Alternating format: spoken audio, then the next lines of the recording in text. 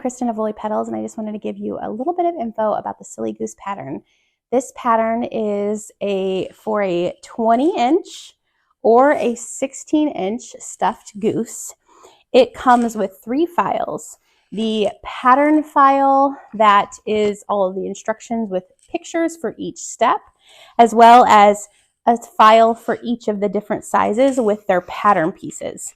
You will have to tape together the body part of the pattern piece, but the rest of the pattern pieces are just there ready to cut out.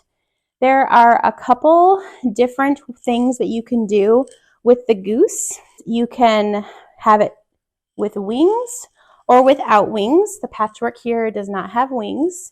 We also have just feet, or we have feet with legs available that you can sew. Sewn pretty much the same way, just omitting the legs or adding the legs. There's a couple different types of fabric or patchwork you could do. The pattern does call for quilting cotton for the goose, but as you can see here, I did patchwork panels, as well as I have sewn it in like a boucle fabric and a minky fabric, and some of my testers sewed some different types of fabric.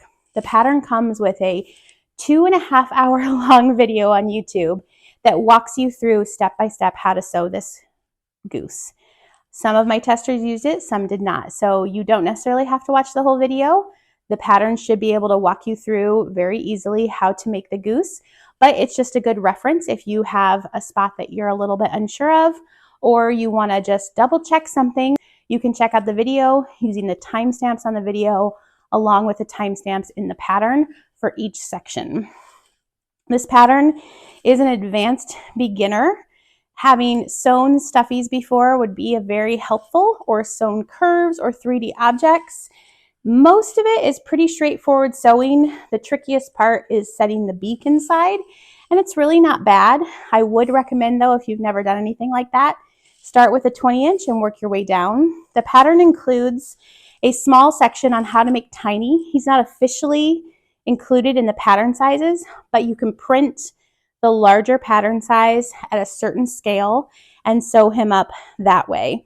I do have to say, though, I hand sewed his beak on because it would not fit within a sewing machine, and he was kind of tricky to turn because he has such a skinny neck.